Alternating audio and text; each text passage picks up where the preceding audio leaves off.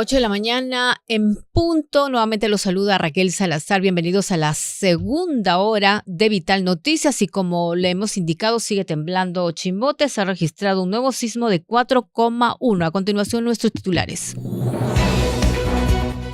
Las noticias del día. Gobierno anunciará en los próximos días la reestructuración de Petroperú. El Ministerio de Transportes y la Municipalidad de Lima firmaron un convenio para poner en marcha el tren Lima Este. El gobierno designó nuevos jefes del Ejército y Comando Conjunto de las Fuerzas Armadas. Está prohibido el uso de quirquinchos, cola de zorros o lagartos disecados para rituales de Año Nuevo, advierte Serfor. En Huancavelica, comuneros castigan a chicotazos a regidor por fallida chocolatada navideña. Vecinos de Chorrillos denuncian acumulación de basura por falta de camiones recolectores. Más de 2 millones de personas recibirán el Año Nuevo en las playas de Copacabana, Río de Janeiro. Donald Trump dice que Estados Unidos destruyó una gran instalación de zona portuaria en Venezuela.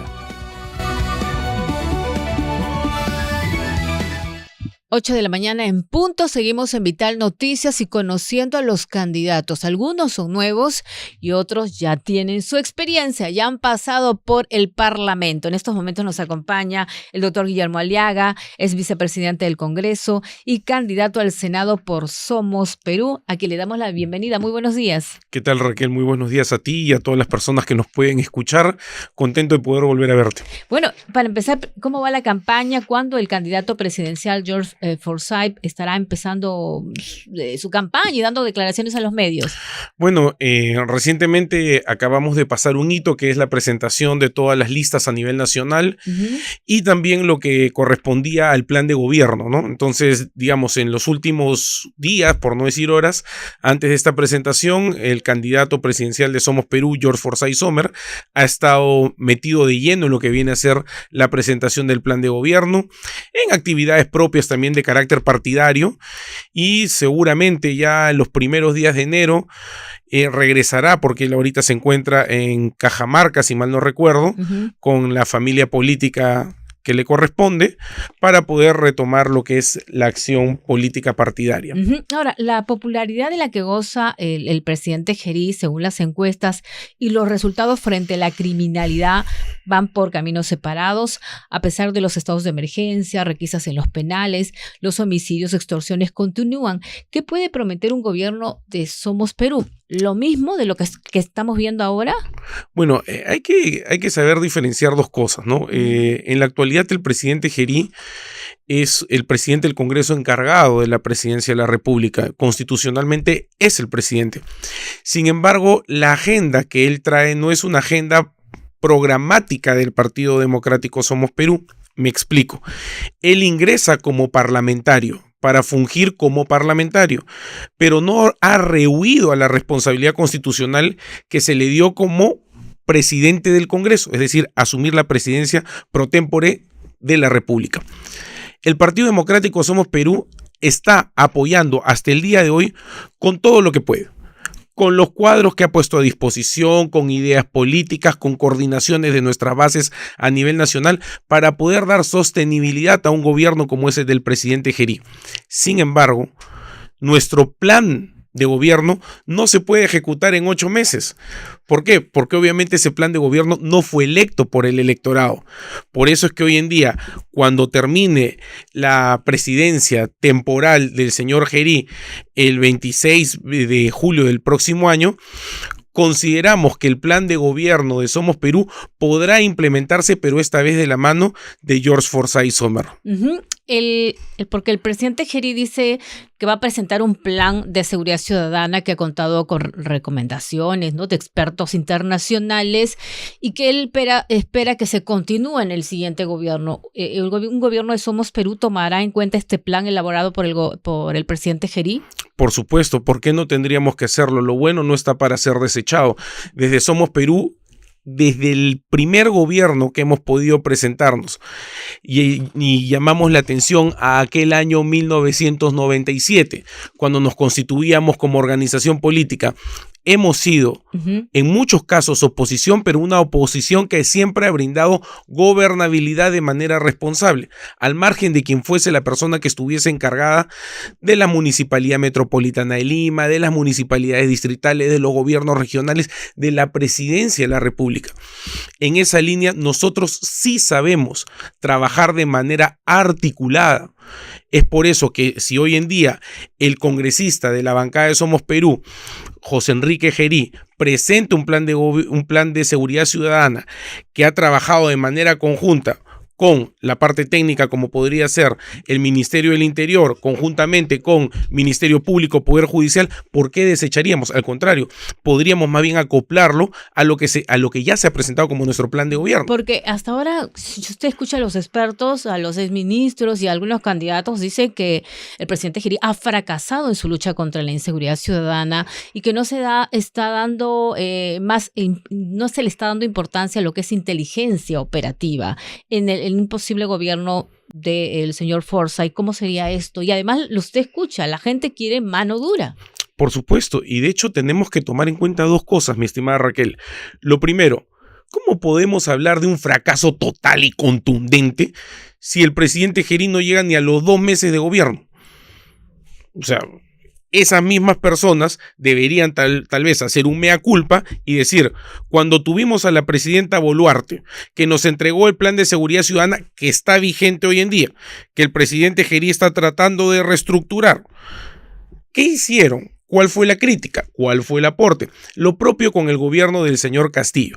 Entonces, démosle un poco de tiempo al tiempo, máxime cuando el propio ministro del Interior ha acreditado con cifras, y ojo, no estoy defendiendo, que por lo menos la tasa de extorsiones habría bajado.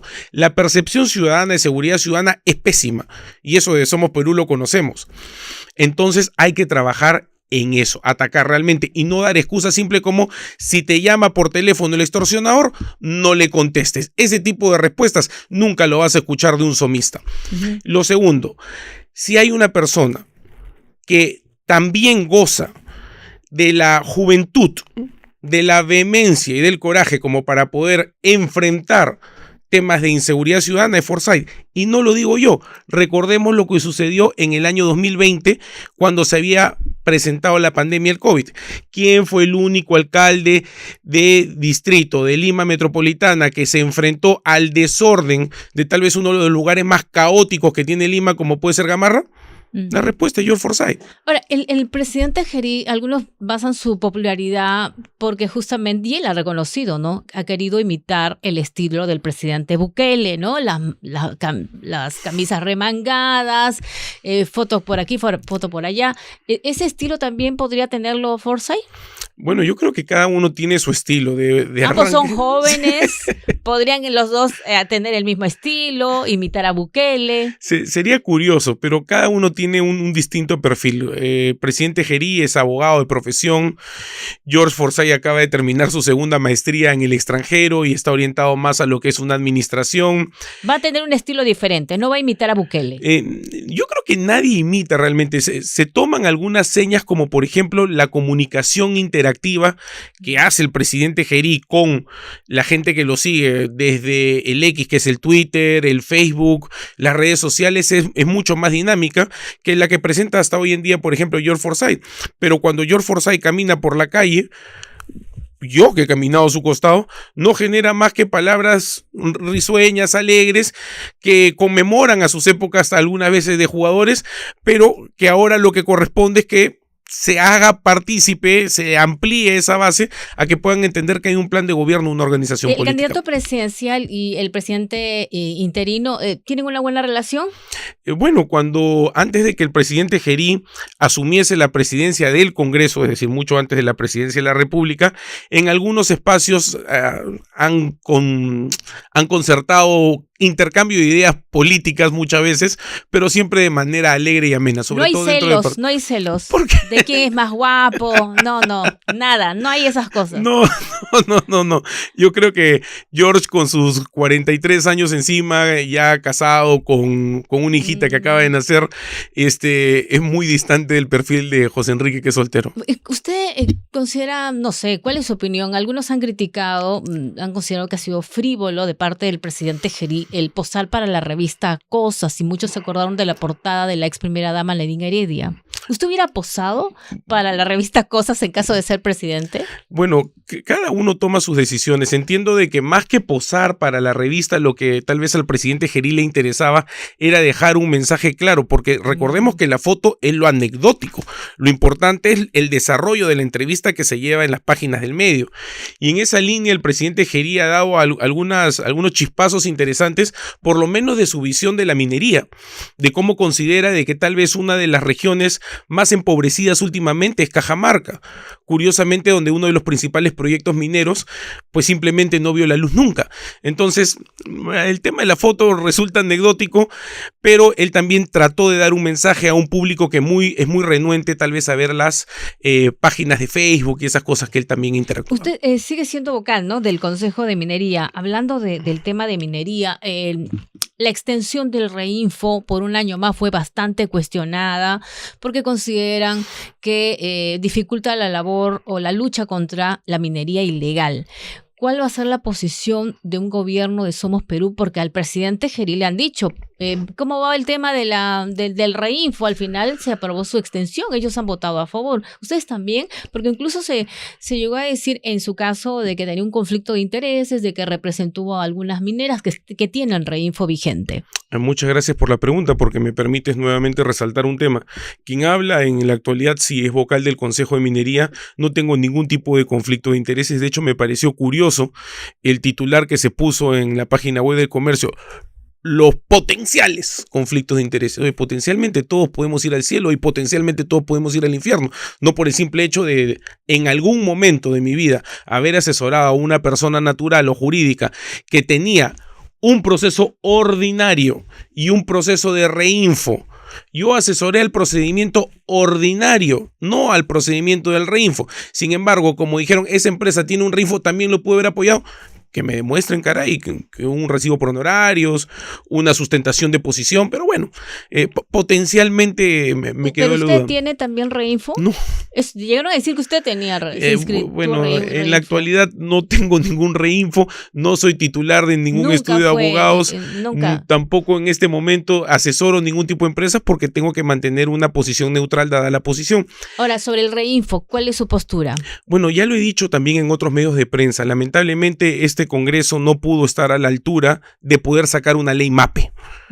La solución venía por la ley MAPE. Es más, la propia nueva ley de ampliación de un año del Reinfo establece claramente que para poder dar esa ampliación hay dos límites temporales. El primer límite temporal sería que se dé una ley MAPE, que dudo mucho que salga porque no hay consenso entre la Comisión de Energía y Minas, o lo segundo, el plazo perentorio del 31 de diciembre del año 2026. En esa línea de Somos Perú apuntalamos, impulsamos la idea de que el próximo Congreso tiene que sí o sí trabajar en una ley de amplio consenso como una nueva ley. Pero ¿qué debería tener esa ley MAPE y cuáles son las dificultades para que porque ahorita hay algunos, no es lo mismo minería ilegal que minería artesanal o la minería ancestral, y hay quienes señalan de que es lo mismo, que los mineros ilegales se aprovechan de los mineros artesanales y que los partidos tanto de derecha como de izquierda sacan provecho político de la minería informal.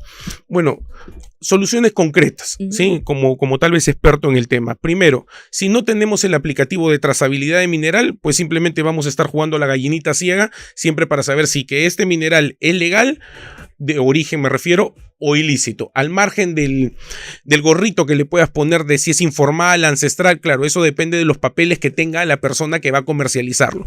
Segundo tema que es sumamente importante, se habla de concesiones ociosas. Sí, es verdad, hay algunas concesiones que no producen. La gran pregunta que queda en el tintero, que desde Somos Perú le hemos venido analizando es: ¿correspondería aumentar el concepto económico, retribución económica, por penalidad de las concesiones que no producen o que no tienen inversión? Nosotros de Somos Perú creemos que sí.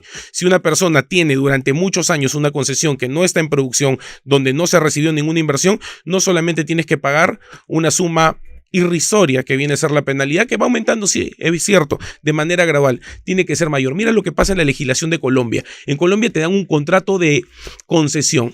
Uno no invierte hasta el tercer año, pues simplemente el Estado colombiano te dice, el contrato se cancela y la concesión, que es originalmente mía, va a nuevamente retornar al Estado colombiano. Entonces, empuja un poco al inversionista a que invierta. Otra solución puede ser que se pueda declarar a través de los mineros que están en proceso de formalización realmente las cantidades que se han invertido en el desarrollo de mina, y que esta declaración pueda ser endosada tal vez a los titulares de las concesiones mineras. ¿Para qué?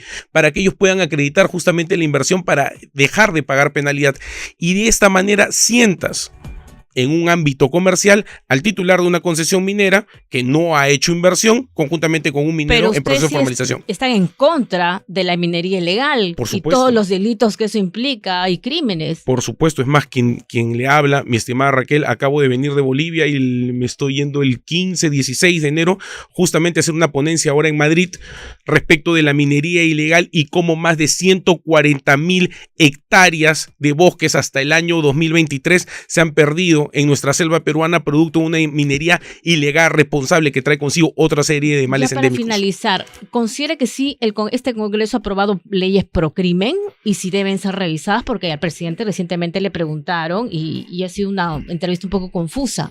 ¿Para usted existen leyes pro crimen y se deben revisar? Mira, no le voy a poner el título de pro crimen o a favor de la criminalidad, pero sí existen algunas normas y desde el plan de gobierno de Somos Perú hemos presentado una opinión muy técnica para poder hacer una revisión de las mismas. Entiendo que el presidente José Enrique Gerí ya anunció que se va a crear un organismo especial, una suerte de comité para poder hacer la revisión. Correcto, eso es lo que tiene que hacer el Ejecutivo en la actualidad.